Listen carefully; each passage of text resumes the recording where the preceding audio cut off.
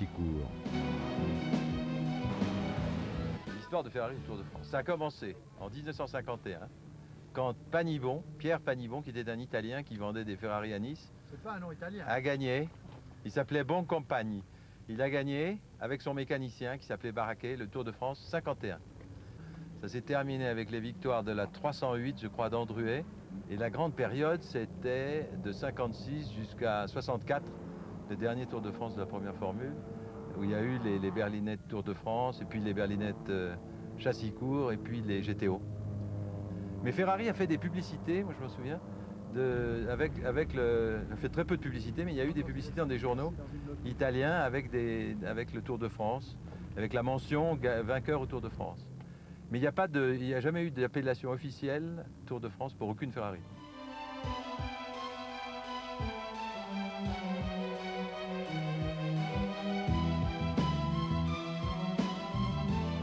C'est en 1971 qu'au Tour Auto sera engagée une Ferrari 512, pilotée notamment par Jean-Pierre Jabouille. Elle se contentera de la deuxième place derrière la Matra 650 de Larousse.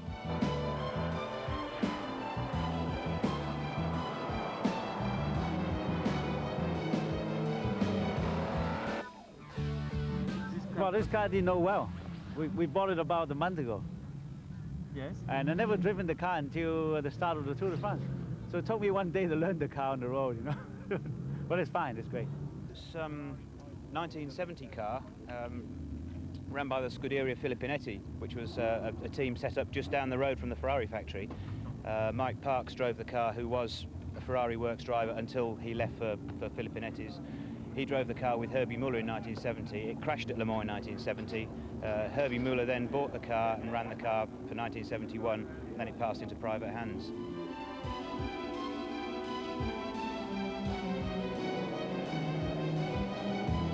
C'est une barquette qui appartenait à un des frères Marzotto.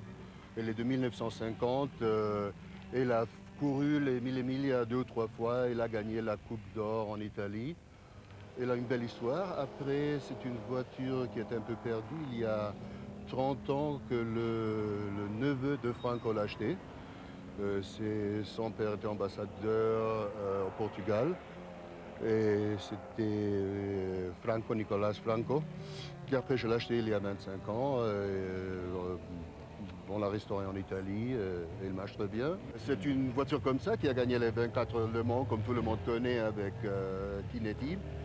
Et elle a commencé avec cette voiture, la barquette, qui était très fameuse. Et de là, ils ont commencé à gagner des courses. Et ils continuent jusqu'à maintenant.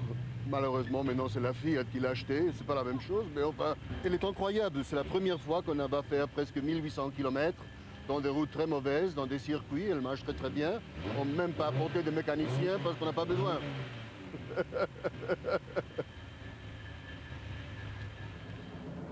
Ferrari Daytona groupe 4, la différence entre la groupe 4 et la normale, c'est que bien sûr c'est une voiture préparée pour la compétition, qui développe aux alentours de 430-440 chevaux, quelque chose comme ça, au lieu de 350.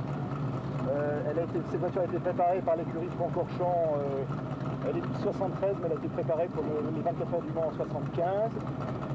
Elle était pilotée alors par le français Jean-Claude Andruet et les deux Belges, Denis Villette et Hugues de Firland. Elle a absolument ses couleurs d'origine, jaune avec des bandes rouges. Vous pouvez retrouver ça dans tous les bouquins sur le Mans de l'époque, etc. Il y a eu 15 groupes 4 fabriqués par l'usine. 5 série 1, 5 série 2, 5 série 3, plus 5 voitures qui ont été préparées par des gens comme Kinetti, Francorchamps, etc. Donc on peut dire qu'il y a une vingtaine de vrais groupes 4 dans le monde. Et qu'on vous laisse partir. Voilà, merci bien. Au revoir.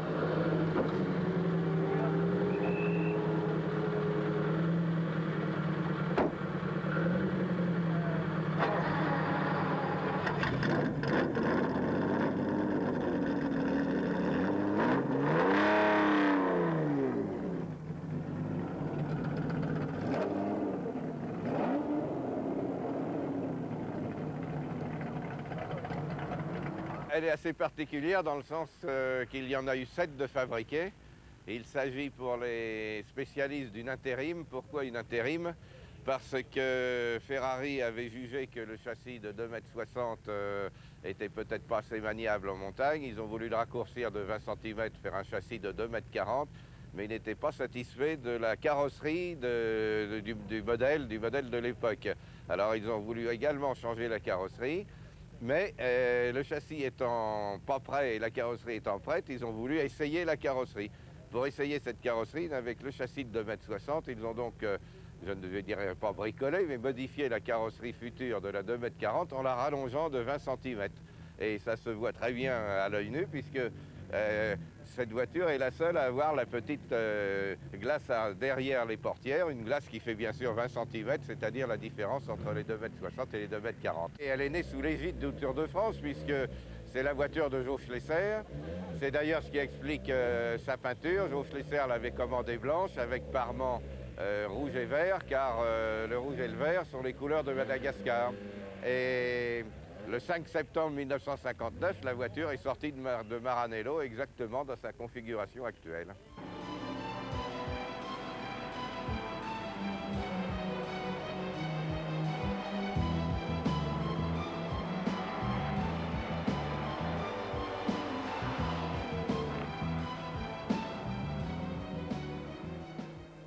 Dernière épreuve avant l'arrivée à La Rochelle, celle de Saint-Julien-le-Petit. Malgré sa 3e place dans la spéciale, la Ferrari 512 de Pearson et Wang remporte les catégories G, H et I.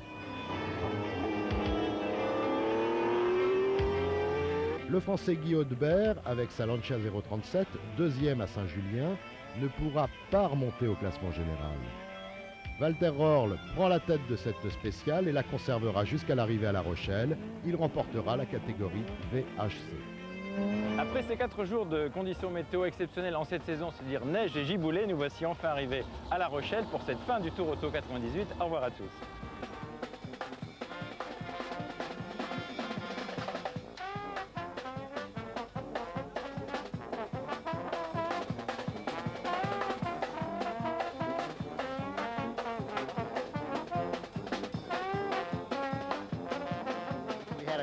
Wonderful time.